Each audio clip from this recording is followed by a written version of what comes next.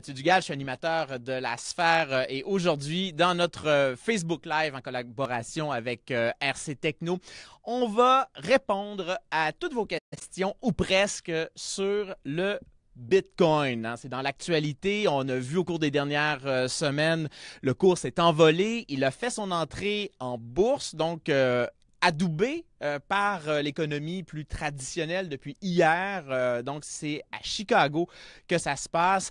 Bon, ça fait réagir bien des gens parce que, bon, on a tous un peu cette réaction-là. On se dit, j'aurais donc dû en acheter quand ça valait pas cher. Maintenant, on est à 17 000 presque là, au moment où on se parle de valeur pour un Bitcoin.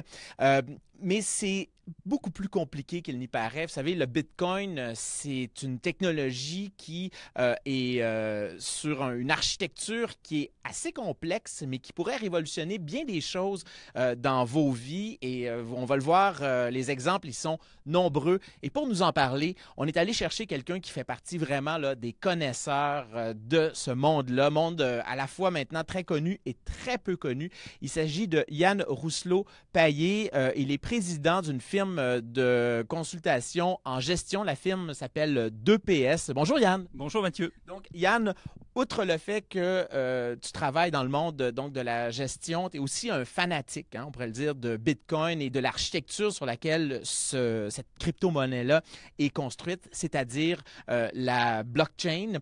On va commencer et d'ailleurs, on vous invite à nous envoyer vos questions. Je vais les prendre au fur et à mesure dans l'entrevue parce qu'on sait qu'il y en a beaucoup. C'est vraiment, vraiment quelque chose qui nous explose un peu à la figure. Puis ça fait quand même 10 ans. Ça fait 10 ans que ça existe. Est-ce qu'on peut, on peut revenir justement sur l'histoire de la blockchain? C'est une technologie dont on ne connaît même pas l'inventeur, il faut le rappeler. Oui, en fait, c'est un japonais prétendument, mais on ne sait même pas. En fait, on l'a jamais vu, on l'a jamais rencontré. On ne sait pas si c'est un homme ou une femme non plus. On sait pas non plus si c'est un homme ou une femme. On ne sait même pas s'il est encore vivant, s'il a existé. Donc, c'est un peu étrange. Ça a été démarré en 2008. C'était en réaction à la crise financière. Les gens avaient vraiment très très peur de perdre leur argent, de ne pas être capable de pouvoir déplacer leur argent d'un endroit à un autre. Et le Bitcoin a été inventé comme ça. Bon. Le Bitcoin, c'est une monnaie. Ce qui est en arrière de la monnaie, c'est la fameuse architecture blockchain. Alors là, on va peut-être commencer par le plus difficile, le plus crunchy. C'est quand même, c'est pas évident à comprendre ça pour le commun des mortels. Il y a beaucoup de gens, j'ai vu ça cette semaine d'ailleurs sur mon fil Facebook, j'ai fait quelques publications sur la question, et les gens se sentent un peu délaissés face à la complexité de la chose. Est-ce qu'ils ont raison? Bien, en fait, on pourrait comparer la blockchain à ce qu'était Internet au début. C'est une manière de communiquer de l'information. Donc forcément, quand Internet est arrivé, les gens se disaient mais à quoi ça sert? Et puis c'est pour s'envoyer des mails. Bon, ben finalement, on peut bien faire ça avec des courriers. On n'a pas besoin d'eux. On a la poste. Donc, on s'attendait pas entre le moment où Internet sort et le moment où on commence à avoir Uber. Bon, bah, il se passe énormément de temps et l'adoption de la technologie crée énormément de modifications. On est passé par toutes sortes de phases. La blockchain, ce sera probablement la même chose. Bitcoin a 10 ans, c'est aussi vieux que Facebook. Quand vous allez sur votre première version de Facebook, vous dites mais mon Dieu, mais ça servait à rien. Et aujourd'hui, on ne pourrait pas se passer de Facebook. Donc c'est un petit peu le même genre de problème qui est en train de se passer avec la blockchain. Bon, la blockchain, on peut faire de la monnaie avec ça. D'ailleurs, actuellement, là, au moment où on se parle, il y a 1342 crypto-monnaies en circulation. Donc, il n'y a pas que le Bitcoin, il y a d'ailleurs le Potcoin, hein, la fameuse monnaie popularisée par Dennis Rodman notamment. Mais on peut faire plein d'autres choses avec ça. On va en parler tout à l'heure, notamment des contrats, des smart contracts, dit-on. Mais comment ça marche, ça, la blockchain? Pourquoi est-ce que c'est une chose aussi... certains disent que c'est aussi révolutionnaire que l'arrivée du web. Pourquoi c'est si révolutionnaire que ça? C'est le cas, c'est aussi révolutionnaire. Premièrement, c'est en termes de sécurité. La sécurité sur Internet, ça a toujours été un des problèmes principaux. Et le frein à tout, en fait, à toutes les adoptions de nouvelles technologies, c'est est-ce que mon information est sécuritaire? Avec la blockchain, on a quelque chose qui est complètement révolutionnaire. C'est que plutôt que... Peut-être qu'il faudrait que j'explique c'est quoi finalement la blockchain. C'est une chaîne de blocs. Donc ça veut dire quoi? C'est un fichier informatique qui est partagé entre plein d'ordinateurs dans le monde qui sont connectés à un même réseau, qui porte aussi ce nom-là, la blockchain. Donc ils ont ce fichier, cette copie du fichier, et ce fichier est comme divisé en sections. Ces sections, ce sont des blocs, donc une chaîne de blocs. Pour l'instant, ça va. On a tout compris. Sauf que chaque partie de ce fichier eh bien, est cryptée avec une clé que vous êtes le seul à posséder. Donc, vous ne pouvez pas lire le morceau du fichier de quelqu'un d'autre. Si vous voulez aller jouer dedans, faire des modifications dans ce morceau de fichier, vous pouvez imaginer un fichier Word dans lequel il y aurait des sections. Ben, vous ne pouvez pas aller modifier cette section-là parce que vous n'avez pas la clé. Donc, en fait, c'est ça qui fait que vous détenez un Bitcoin. En fait, vous détenez une partie d'un fichier informatique dont vous avez la clé. Donc, le Bitcoin, en fait, c'est pas une monnaie, là, donc il n'y a pas de Bitcoin sonnant et trébuchant, c'est une ligne de code. Et donc, cette ligne de code-là, on y a accès en ayant cette clé-là. Donc, c'est vraiment ça. Sauf que ce qu'il faut rajouter là-dessus, c'est que, en fait, toute la chaîne de blocs, elle est visible de tout le monde. Hein? Et donc, ce qui fait la solidité de ce réseau-là, c'est-à-dire que pour qu'une transaction soit avalisée, tu me corrigeras, on va y aller au-dessus. Tu me corrigeras si... Ouais, c'est ça.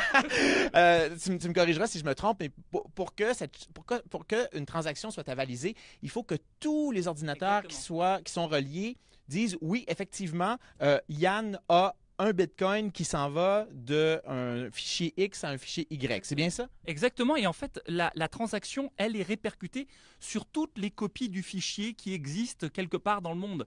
Donc en fait, c'est ça qui permet aussi de dire que si jamais, même dans le passé, on venait à modifier quelque chose qui s'est déjà passé, une transaction, pour essayer de modifier l'avenir, mais en fait, on ne peut pas parce qu'il faudrait virtuellement casser toutes les protections de tous les ordinateurs qui ont une copie de ce fichier-là. C'est virtuellement impossible. C'est comme si aujourd'hui on disait oui, les voitures, c'est pas très sécuritaire, on peut casser la vitre, je peux rentrer et prendre un objet à l'intérieur.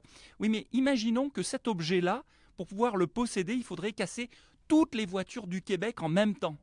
Bon, c'est ce niveau de sécurité-là, en fait, qui fait que la blockchain est une véritable révolution. C'est parce qu'il y a cette multiplication des copies qui rend même pas très intéressant le fait d'aller craquer un ordinateur. Et donc, on peut dire que c'est la confiance qui naît de la structure du réseau. On peut le voir comme ça. Exactement, c'est ça.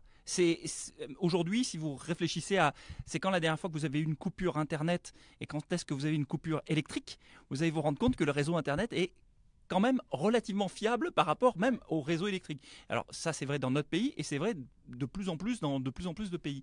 Donc on se rend compte que Internet, de toute façon, offre une sécurité de par sa répartition. Son côté décentralisé. Exactement.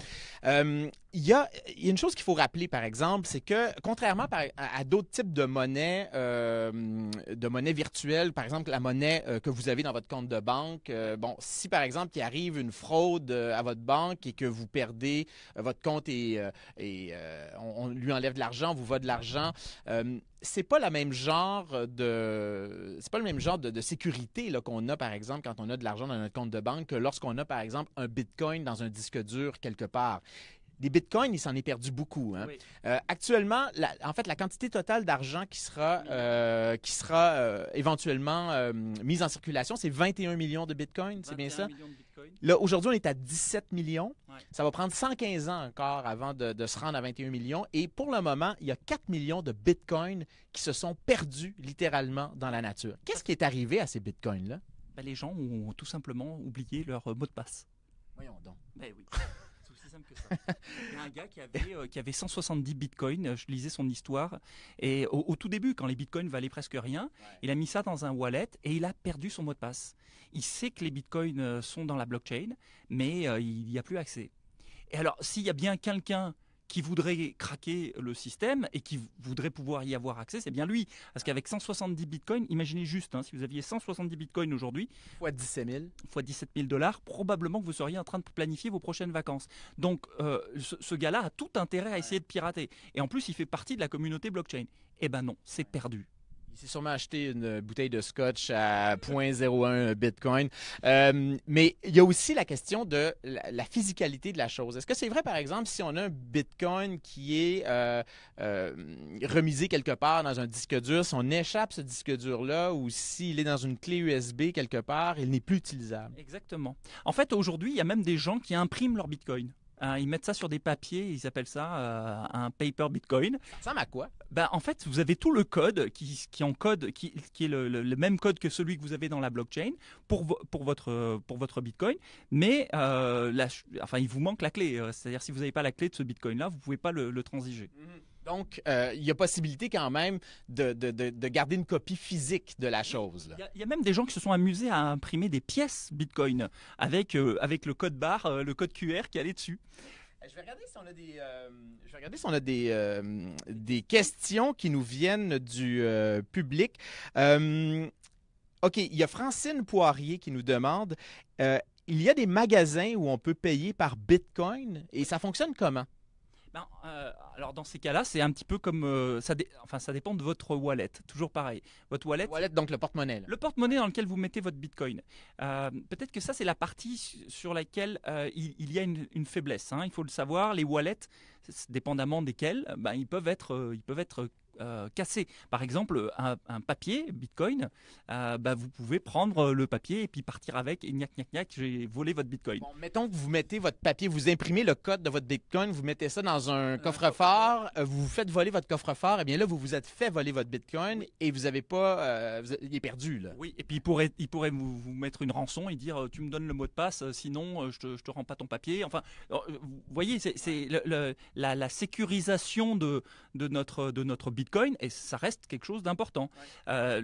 Comme souvent, hein, la faille de sécurité, elle se situe entre la chaise et l'ordinateur. Hein. Après, on contrôle, mais, mais c'est là la faille de sécurité. Mais comment on paie avec ça?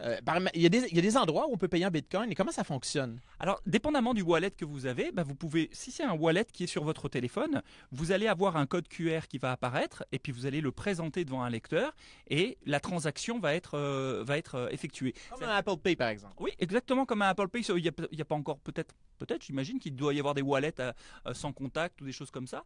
Il y a même des gens qui ont inventé des cartes Visa où vous les rechargez en Bitcoin. Et quand vous tapez, ça convertit le Bitcoin dans la devise, on dit fiat chez nous, dans les aficionados. C'est quoi ça, fiat? Ben, en fait, c'est le nom des devises qui ne sont pas des crypto-monnaies. Ah oui, donc vous appelez ça des fiat. Fait que le petit change, là, le screening, là, ouais. Vous appelez ça du fiat. Ouais, c'est ça. Et donc, convertir une crypto en fiat, donc maintenant, voilà, ça y est, vous êtes initié. Convertir une crypto en fiat, ça veut dire, en fait, transformer donc un bitcoin ou une autre crypto-monnaie dans une devise qui est frappée par un État. Donc, à partir de ce moment-là, vous pouvez faire ça par une carte Visa.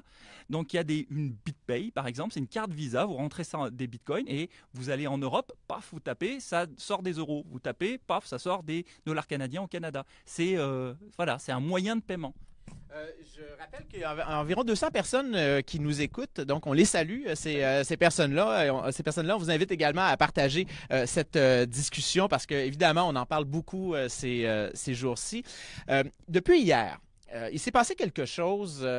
On sait que l'économie traditionnelle a toujours regardé le monde du Bitcoin avec un petit peu de suspicion. Je pense que c'est un des patrons de JP Morgan Chase cette année qui a dit le Bitcoin, c'est n'importe quoi, c'est de la spéculation, ça va nulle part, cette monnaie. Il a même dit n'importe qui dans mon équipe qui investit sur des Bitcoins est dehors. Ouais, voilà, mais donc, et là, depuis hier, il y a une partie de cette économie de crypto-monnaie qui se retrouve à la bourse de Chicago. Explique-nous, Yann, qu'est-ce qui s'est passé hier et pourquoi là, on s'est entré en partie dans l'économie traditionnelle? Et ce qui se passe, c'est que c'est une manne. C'est incroyable quand vous regardez la progression des bitcoins sur les derniers mois, les dernières semaines. On est un trader normalement constitué d'une grande entreprise de trading. On se dit non, mais je ne peux pas passer à côté de ça.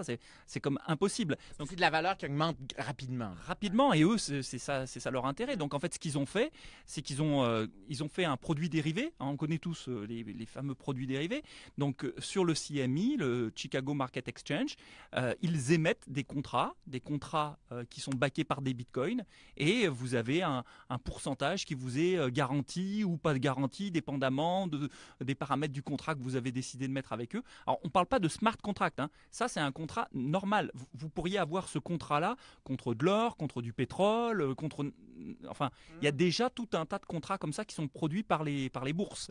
Là, la seule différence, c'est qu'ils ont mis des bitcoins en arrière. C'est ça la spécificité. Mais il n'y a pas une ambivalence sur la nature de ce que c'est un bitcoin parce que d'une part, par exemple, ça rappelle beaucoup l'or, la manière dont on en parle. C'est-à-dire qu'on va faire du mining. D'ailleurs, c'est très compliqué faire du mining. C'est pas à la portée de tous. C'est pas si compliqué, mais ça prend de la puissance informatique. Ça prend de la puissance informatique, puis ça prend du matériel qui, en passant, hein, est complètement indexé sur la valeur du bitcoin en ce moment. Si vous voulez vous acheter un S9 sur Amazon, S9, donc c'est un ordinateur qui sert à miner, puisque maintenant vous pouvez plus miner avec un ordinateur traditionnel, ça prend beaucoup trop de puissance de calcul. Avant, les gens ils se rajoutaient des cartes graphiques, mais maintenant c'est beaucoup trop complexe. Donc en fait, ce que font les gens, c'est qu'ils s'achètent un ordinateur exactement fait pour ça, qui ne fait que ça, et ils mettent ça sur leur balcon, surtout ici au Québec, où ça va très très bien pour le froid, pour le refroidir.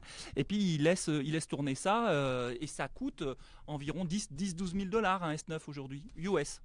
10-12 000 $. Ouais. Et en combien de temps on peut avoir un bitcoin avec ça? Ça dépend de votre manière de miner, si vous minez en pool ou si vous minez tout seul. OK, on ne rentrera pas là-dedans. Là, je pense qu'on va perdre, on va perdre nos 200 personnes qui nous écoutent en direct. Mais le fait est que c'est très complexe de faire ça. Ça demande beaucoup de puissance de calcul.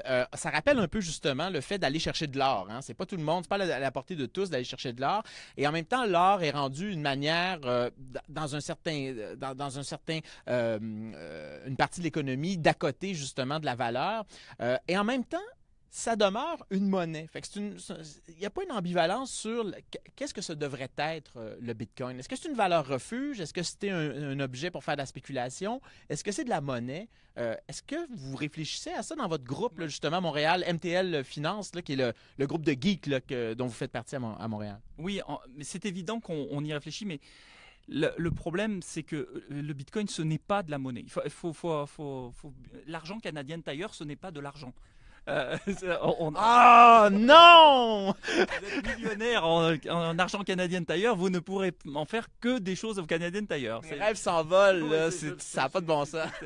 Donc en fait, ce n'est pas une monnaie dans le sens, elle n'est pas frappée par un État. Il n'y a pas une économie en arrière de cela qui est associée au Bitcoin. Ouais. C'est ça qui fait que aujourd'hui on a un peu l'impression que waouh, c'est une monnaie qui va tout changer, qui va tout révolutionner, etc. Mais ça restera forcément lié à de l'économie réelle à un moment ou un autre. Oui, mais le fait, par exemple, que tu as parlé des produits dérivés, là, que maintenant, on va attacher des produits dérivés sur le Bitcoin. La crise financière de 2008, en grande partie, a été créée justement par ces fameux produits dérivés-là. Et d'ailleurs, il y a bien des gens qui disaient, même des traders ne connaissaient même plus la nature des produits qu'ils attachaient. Et le fait qu'on vendait des produits dont on ne connaissait pas la nature, qui étaient à côté sur des actifs toxiques, ça a créé la crise financière. Est-ce que le fait qu'actuellement, on voit l'économie de spéculation des bourses qui rentrent dans le Bitcoin, c'est un signal d'alarme qui nous indique qu'on ne s'en va pas nécessairement dans la bonne direction et que ça va devenir un produit financier classique qui va être détourné un peu de sa fonction première? Pour le Bitcoin, c'est possible parce qu'il a une spéculation actuelle qui est vraiment déraisonnable. D'ailleurs, quand on regarde l'ensemble de la capitalisation du marché des crypto-monnaies, on se rend bien compte que le Bitcoin a une inflation qui est complètement disproportionnée par rapport aux autres. C'est parce que les gens découvrent le Bitcoin, parce qu'il y a une couverture médiatique exceptionnelle sur le Bitcoin, et que comme c'est la toute première monnaie, crypto-monnaie, parce qu'elle a 10 ans, parce que les gens commencent à connaître, on se dit on s'en va vers ça. Mais c'est clair que c'est à l'envers de ce que voulaient les créateurs du Bitcoin à la base et de la blockchain en général à la base. L'idée, ce n'était pas d'en faire un produit spéculatif. D'ailleurs, ceux qui ont adopté le Bitcoin en premier, ce sont des gens qui sont dans des États dont l'économie est extrêmement sévère sur la manière d'utiliser la monnaie. Par exemple, en Chine, vous ne pouvez pas sortir votre argent comme ça. En Russie non plus.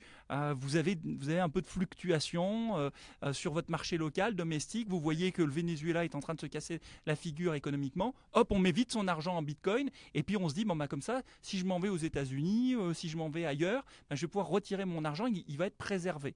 Donc d'une certaine manière, le Bitcoin a servi à ça. Il servait à dégager finalement la richesse des individus, leur remettre entre les mains, les dégager des systèmes financiers locaux qui pouvaient être éventuellement pervertis. Alors quand on commence à prendre un Bitcoin et à le coter en bourse, oui, on est carrément en train d'aller contre ce pourquoi il a été créé. Mais bon, s'il faut passer par là pour que l'adoption des crypto-monnaies soit générale sur Terre, eh ben, pourquoi pas? On a une question ici d'Antonin Lavigne. Il nous demande, est-ce qu'il existe une plateforme d'achat ou d'échange québécoise de Bitcoin? Canadienne, mais québécoise, pas à ma connaissance. Il y a Coinsquare, qui est une plateforme d'échange canadienne. Mais il faut savoir aussi une chose, alors ça c'est aussi une petite particularité, c'est que dépendamment sur quelle plateforme d'échange, il y en a plus de 700 d'ailleurs, dépendamment de quelle plateforme d'échange vous allez avoir une valeur du Bitcoin qui va être différente. Le Bitcoin va pas avoir exactement la même valeur. Est-ce que c'est des grosses fluctuations? Oui, ça peut aller de 1000 à 2000 dollars de fluctuation d'une place de marché à l'autre. Donc, il faut magasiner sa plateforme. Oui, mais en fait, j'aime pas faire le rapprochement parce que c'est pas ça. Mais quand vous allez en bourse et que vous avez une compagnie qui est cotée sur la bourse de Francfort et qui est cotée sur la bourse de New York en même temps, ben, la valeur de ces actions de chaque côté, elle va dépendre des acheteurs et des vendeurs de chacune des bourses. Mais c'est un petit peu la même chose avec ces sites web qui transigent des bitcoins. Est-ce que c'est encore une bonne affaire, par exemple, d'acheter un Bitcoin là, à presque 17 000 $ aujourd'hui? Je ne veux pas me prononcer sur l'intérêt d'un investissement. Je n'ai pas les accréditations nécessaires par l'AMF. Où est-ce qu'on pourrait, par exemple, avoir des bons conseils là-dessus sur des gens qui se disent, ben, mettons, là, parce qu'on dit que le Bitcoin pourrait éventuellement monter jusqu'à 500 000 dollars dans quelques années là, quand même. Est-ce que où est-ce qu'on pourrait avoir des bonnes informations pour ça? Je pense que on a sur Internet toutes sources d'informations avec CoinMarketCap, dont je parlais tout à l'heure, ICO Bench, des choses comme ça, des gens qui sont capables de nous donner de l'information. Soyez prudents parce que il faut, comme dans tout investissement, il ne faut pas investir de l'argent qu'on n'est pas prêt à perdre. En terminant, on va être obligé de terminer là-dessus parce qu'on a malheureusement des contraintes de temps, mais Yann, toi qui connais bien la chose, tu as dû t'en acheter tôt des bitcoins. As-tu fait de l'argent avec ça? Es-tu plus riche depuis 2 semaines? Oui, je suis un petit peu plus riche, de 236 dollars. Alors, c'est pas énorme, mais 236 $? En fait, ce qui s'est passé, c'est que j'ai pris 700 dollars, je l'ai mis pour acheter des bitcoins et toutes sortes d'autres monnaies, puis je les ai retirés, mes 700 dollars. Comme ça, voilà, je ne joue plus qu'avec le reste. Donc oui, je suis plus riche de 236 dollars, donc c'est pas grand-chose. Mais ce qu'il faut comprendre, c'est que j'ai aussi perdu de l'argent parce que j'ai acheté d'autres monnaies, après j'ai racheté les premières monnaies, puis il y a des frais de change entre les deux, etc. Donc, soyez prudents, faites-vous aider par quelqu'un qui connaît déjà ça. Vous lancez pas là-dedans si vous avez jamais investi d'argent. Commencez pas à faire ça comme si vous faisiez des REER. C'est beaucoup plus proche du système boursier que d'un système de technologie. Là, faut se faire éduquer. 1342 crypto-monnaies actuellement en circulation, faut-il le rappeler. Les crypto-monnaies sont là pour rester quand même. Oui, elles sont là pour rester et surtout quand elles sont backées par des entreprises sérieuses. Nous, on s'apprête d'ailleurs à faire notre propre ICO. C'est le nom qu'on donne à la processus de sociofinancement qui vise à créer une nouvelle crypto-monnaie. Une crypto-monnaie québécoise. Il y en a déjà plusieurs. Une nouvelle crypto-monnaie québécoise. Oui, effectivement, si l'AMF nous aide dans tout ça, mais effectivement, il y aura des crypto-monnaies de plus en plus. Et si les entreprises qui les proposent, ces crypto-monnaies, sont des entreprises sérieuses, qui proposent des vraies choses, moi j'ai vu des Pikachu Coins dans la liste des crypto-monnaies. Donc il y a des choses pas très sérieuses. Mais si ces entreprises-là s'y mettent d'une manière sérieuse, oui, je pense que les crypto-monnaies, elles sont là pour rester parce que c'est un véhicule financier qui est exceptionnel. Si vous voulez aujourd'hui transférer de l'argent de l'Europe vers le Canada ou du Canada vers les États-Unis, regardez la différence entre acheter des bitcoins et faire ça avec n'importe quelle banque canadienne. Vous allez être très surpris par la différence de coût. Yann, il faut absolument se revoir bientôt parce qu'on n'a même pas parlé des smart contracts. C'est tout ce qu'il y a avec autour. Oui, ben, non, mais ça veut dire qu'on va t'inviter, te réinviter bientôt. Merci beaucoup, Yann Rousselot-Payet. Je rappelle que tu es président d'une firme de consultation en gestion qui s'appelle 2PS, également un geek de crypto-monnaie. Merci beaucoup pour ces lumières. C'était vraiment très intéressant. Je t'en prie, Mathieu. À bientôt. Bye bye.